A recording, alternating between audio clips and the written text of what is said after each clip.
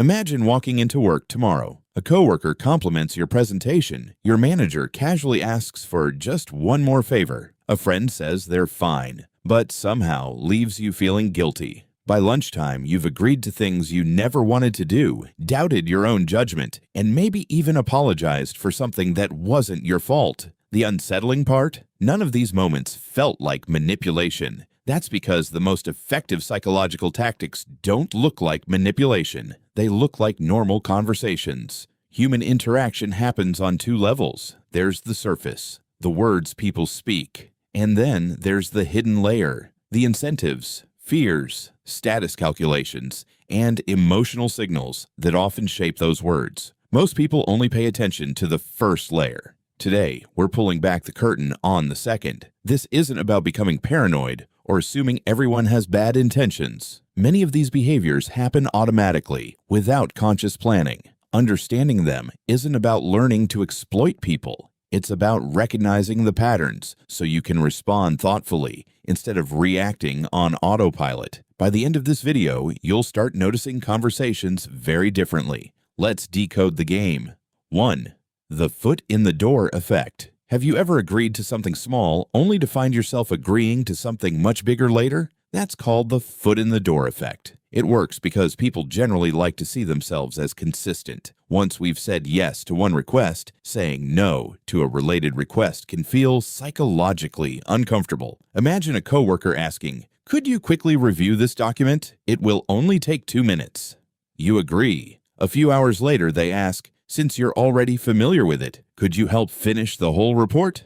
Now you're invested. The second request feels like a continuation of the first rather than a completely new commitment. Companies use this principle. Salespeople use it. Charities use it. Friends use it. Even you have probably used it without realizing it. The trick isn't the first request. The first request is simply opening the door. The real objective is often the second one. Whenever someone asks for something that seems unusually small, don't automatically become suspicious, but do pause and ask yourself, if I say yes to this, what might naturally come next? That single question can save you from commitments you never intended to make. 2.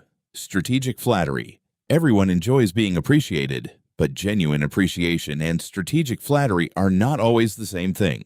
Strategic flattery isn't necessarily false. In fact, it's often most effective when it's partially true. Imagine someone tells you you're one of the smartest people on this team.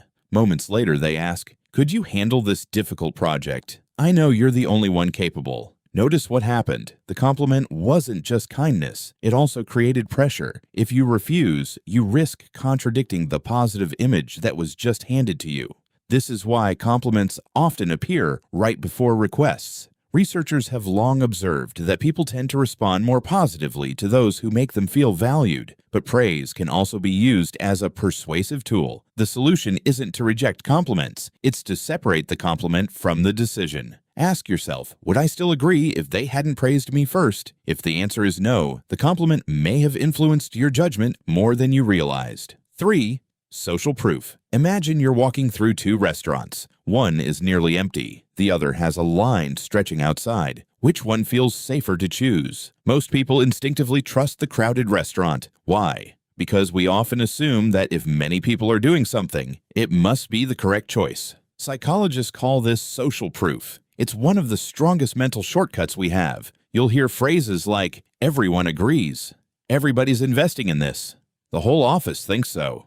Millions of people can't be wrong. Sometimes these statements are accurate. Sometimes they're exaggerated. Either way, they encourage you to substitute independent thinking with group thinking. Social proof isn't inherently bad. In uncertain situations, following the crowd can save time and effort. The problem begins when popularity becomes evidence. History is full of examples where large groups confidently believed things that turned out to be completely wrong. Whenever someone says, "Everyone thinks," ask one simple question. Who, specifically? That question often reveals whether the claim is based on evidence or merely on the illusion of consensus. 4. Creating artificial urgency. This offer expires tonight. I need your answer right now. There's only one spot left. Urgency changes the way people think. When time feels limited, the brain often shifts from careful analysis to rapid decision-making. That doesn't mean every deadline is fake. Some opportunities genuinely are time-sensitive, but artificial urgency is different. Its purpose isn't to inform you. Its purpose is to reduce the amount of thinking you do before making a decision. Notice how many poor decisions happen under pressure. Investments, contracts, purchases, even relationships. Pressure narrows attention. It encourages action before reflection. The next time someone insists that you must decide immediately, pause. Ask yourself, if this opportunity is truly valuable today, will it still make sense after I've had time to think? If the answer is yes, taking a moment rarely hurts. If the opportunity disappears the instant you ask for time, that tells you something important as well. 5. The power of silence. Most people fear silence. Negotiators know this. Salespeople know this. Experienced interviewers know this too. Imagine answering a difficult question. You stop talking. The other person simply looks at you and says nothing. 5 seconds pass, then 10. Suddenly, you feel compelled to keep speaking. You explain more. You reveal extra details. Sometimes you even weaken your own position. The silence didn't force you to speak. Your discomfort did. Silence creates psychological pressure because many people interpret it as a signal that something is incomplete or wrong. Skilled communicators understand this. They often allow silence to do the work for them. The next time you finish making an important point, resist the urge to fill every pause. Let the silence exist. Often, the person who becomes uncomfortable first reveals more than they intended, and sometimes saying nothing is the strongest statement you can make. We've only covered 5 tactics, and chances are you've already recognized several from your own life. But the next 10 become even more subtle. Some can quietly reshape your memories. Others can make you question your own judgment. And one of them is so common that millions of people experience it without ever realizing what's happening. Let's keep decoding the game. By now, you've probably noticed something important. Most psychological influence doesn't rely on deception. It relies on predictable patterns in human thinking. Our brains are constantly looking for shortcuts to save time and energy. Most of the time, those shortcuts help us navigate everyday life, but they can also be exploited. The next 5 tactics are more subtle than the first. They don't just influence what you do. They can influence how you feel, what you remember, and even how you see yourself. Let's continue. 6. The rule of reciprocity. Imagine you're walking through a shopping mall. A salesperson hands you a free sample. You never asked for it. A few minutes later, they ask if you'd like to buy the full product. Suddenly, saying no feels uncomfortable. Why? Because humans are deeply wired to return favors. Psychologists call this the norm of reciprocity, the social expectation that if someone gives us something, we should give something back. This principle has helped societies cooperate for thousands of years. Communities survive because people help one another. The problem arises when generosity becomes a strategy rather than an act of kindness. Maybe a coworker constantly does small favors for you, only to expect major favors in return. Maybe someone buys you an expensive gift, creating an unspoken sense of obligation. Or perhaps a business offers a free consultation that slowly turns into a high-pressure sales pitch. Notice that none of these situations force you to say yes. The pressure comes from within. You don't want to seem ungrateful. You don't want to feel selfish. The healthiest response isn't to stop accepting kindness. It's to remember this: a genuine gift doesn't require repayment. If someone makes you feel indebted the moment they've done something nice, the gift may have come with invisible strings attached. 7. Gaslighting, making you doubt yourself. Imagine remembering a conversation clearly. You recall exactly what was said, but when you bring it up, the other person replies, "That never happened. You're imagining things. You're too sensitive. You're remembering it wrong." Occasionally, everyone remembers events differently. Memory is imperfect. But when someone repeatedly dismisses your experiences in ways that cause you to question your own perceptions, it can become a pattern known as gaslighting. The goal isn't necessarily to win one argument. It's to make you lose confidence in your own judgment. Once you stop trusting yourself, you become much easier to influence. Over time, people experiencing this dynamic may begin asking themselves, maybe I really am overreacting. Maybe I'm the problem.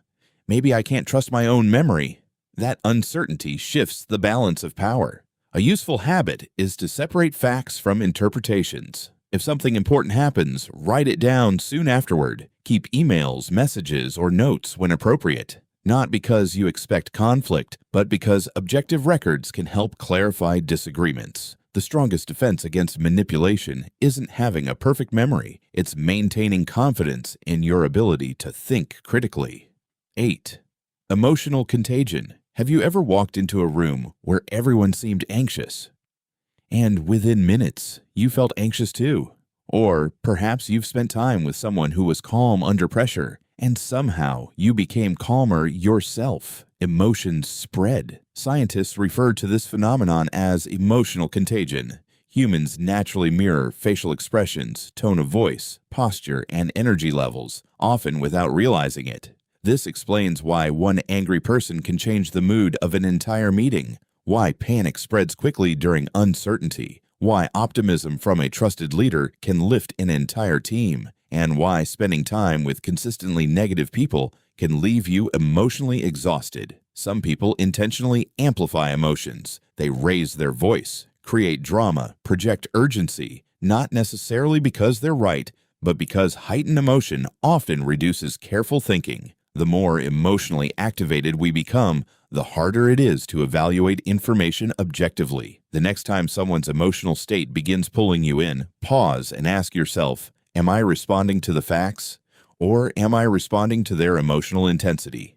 That question alone can restore a surprising amount of clarity. 9. Framing. Changing the meaning without changing the facts. Imagine two doctors discussing the same medical procedure. The first says, this surgery has a 90% survival rate. The second says, 10% of patients don't survive this surgery. Objectively, both statements describe the exact same statistic, yet most people feel more confident after hearing the first version. This is the power of framing. The information hasn't changed, only the presentation has. Framing influences everything: politics, advertising, news headlines, salary negotiations, even personal relationships. Consider these two statements. I invested in a business versus I risked my savings on a business. Same event, different emotional impact. Skilled communicators understand that people don't simply react to facts, they react to how those facts are presented. Whenever you're making an important decision, try reframing the situation yourself. Ask, if someone described this differently, would my opinion change? If the answer is yes, then your judgment may be responding more to presentation than to reality. 10. Scarcity. Why rare things feel more valuable? Imagine walking into a store. You see two identical products. One shelf is completely full. The other has a sign that says, only two left. Suddenly, the second product feels more desirable. Nothing about the product changed, only its perceived availability. Scarcity triggers one of our oldest psychological instincts. If something appears rare, we instinctively assume it must be valuable. Businesses understand this well. You'll often see messages like limited edition, only a few seats remaining, offer ends tonight. Sometimes these claims are completely legitimate. Other times they're carefully designed to increase urgency. Scarcity doesn't just influence shopping. It appears in friendships, dating, career opportunities, even social attention. People often assign greater value to things they believe they might lose. That's why fear of missing out, commonly called FOMO, can become such a powerful motivator. Whenever something feels urgent because it's supposedly scarce, ask yourself one simple question: do I want this because it's valuable, or because I'm afraid someone else might get it first? That distinction has saved many people from impulsive decisions. We've now uncovered 10 psychological patterns that quietly shape everyday interactions. Some encourage cooperation, some help us make faster decisions, and some can be misused to pressure or manipulate. The final 5 tactics are perhaps the most revealing. They explain why first impressions are so powerful, why labels can shape behavior, why people often judge others by one standout trait, and why saying no can feel so unexpectedly difficult. These last lessons tie everything together, and once you see them, you'll start recognizing them almost everywhere. So far, we've uncovered 10 ways people can influence our decisions, emotions, and perceptions, often without us realizing it. But the final 5 tactics are different. They don't rely on pressure alone. They shape how we interpret reality itself. These are the shortcuts our brains use to make sense of a complicated world. They're useful, but in the wrong hands, they can quietly steer our choices. Let's decode the final layer of the game. 11. Anchoring. The first number wins. Imagine you're shopping for a new laptop. The first one you see costs $3,000. A few minutes later, another model is priced at $1,800. Suddenly, $1,800 feels like a bargain. But what if the first laptop was intentionally overpriced? This is anchoring. Our brains naturally use the first piece of information we receive as a reference point, even when that reference is arbitrary. Retailers know this. Negotiators know this. Real estate agents know this. You'll often see an expensive option placed first, making everything else appear more affordable by comparison. The same tactic appears in salary negotiations. If someone begins with an unusually high or low number, that figure can influence the entire conversation, even if everyone knows it's unrealistic. Anchoring doesn't only apply to money, it shapes expectations, performance reviews, deadlines, even relationships. The first impression often becomes the benchmark against which everything else is judged. Whenever you're making an important decision, ask yourself, am I comparing this to reality or just to the first number I happen to see? 12. Labeling. Becoming the person you're told you are.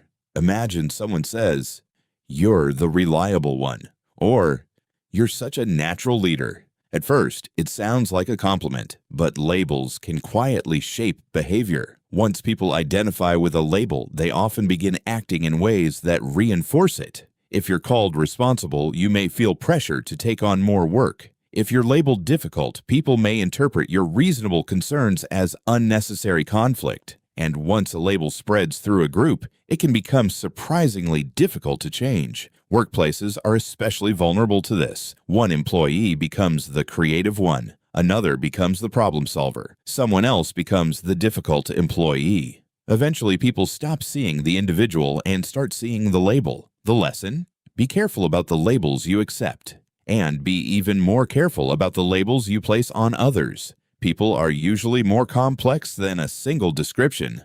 13.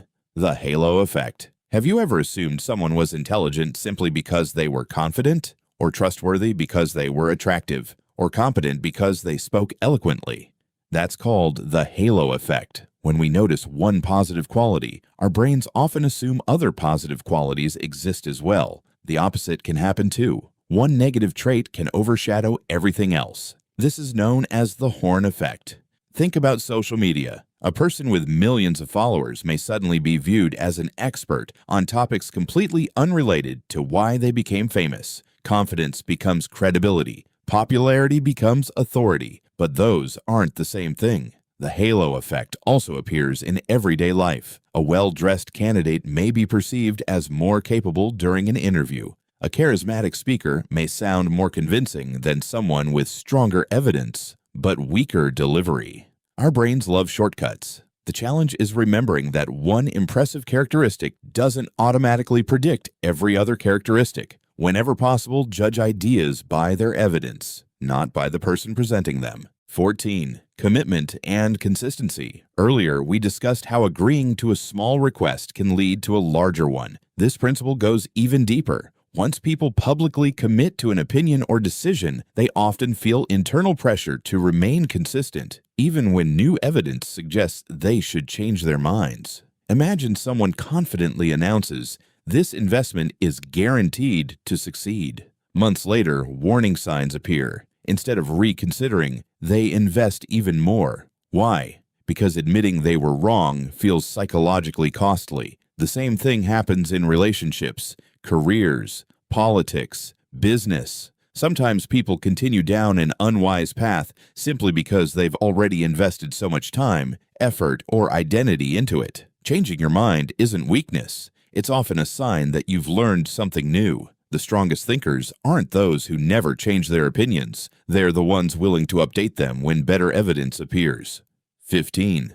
The false choice. Imagine your manager asks, "Would you rather stay late today or come in early tomorrow?" At first glance, it feels like you've been given a choice. but notice what's missing: the option to decline entirely. This is known as the false choice or false dilemma. Instead of asking whether you agree, someone presents only two acceptable options. Marketers use it, negotiators use it, parents use it, even politicians sometimes frame debates this way: you're either with us or against us. Do you want the premium package or the deluxe package? The conversation quietly assumes you've already accepted the underlying premise. Whenever someone presents only two choices, ask yourself, are these really the only options? Often, there's a third, or a fourth, or the possibility that the question itself needs to be challenged. Sometimes the most powerful move isn't choosing between the options you're offered. It's recognizing that you don't have to play by someone else's framework. Final thoughts. Decoding the game. If there's one lesson to take away from this video, it's this: not every compliment is manipulation. Not every deadline is fake. Not every disagreement is gaslighting. And not every persuasive person has bad intentions. Many of the psychological patterns we've discussed are normal parts of human interaction. They help us cooperate, communicate, and make decisions in a complicated world. The problem begins when we stop noticing them. Awareness doesn't mean becoming cynical. It means becoming intentional. The goal isn't to walk through life assuming everyone is trying to control you. The goal is to understand the forces that influence all of us, including ourselves. Because here's the uncomfortable truth: we're not only the targets of these psychological tactics. Sometimes we're the ones using them. Sometimes we flatter someone before asking for a favor. Sometimes we appeal to popularity instead of evidence. Sometimes we frame information in a way that benefits our argument. Recognizing these patterns isn't just about protecting yourself. It's about becoming a more honest communicator. The people who understand human psychology aren't automatically the most powerful. The people who understand it and choose to use that knowledge responsibly are. So the next time you're in a meeting, negotiating a deal, scrolling through social media, or having a difficult conversation, pay attention to what's happening beneath the words. Because every conversation has two layers: what people say and what they're really trying to accomplish. The more clearly you can distinguish between those two, the harder you become to manipulate, and the better you'll become at understanding the people around you. Call to action. If this video changed the way you think about everyday conversations, you're going to enjoy what's coming next. On this channel, we don't settle for surface-level advice or comforting cliches. We explore the psychology behind power, influence, status, and the hidden dynamics that shape workplaces, friendships, negotiations, and everyday life. If you want to learn how to think more clearly, recognize influence when it happens, and better understand human behavior, subscribe and join us. Because the game never stops. The only question is whether you can see it. And until next time, keep decoding the game.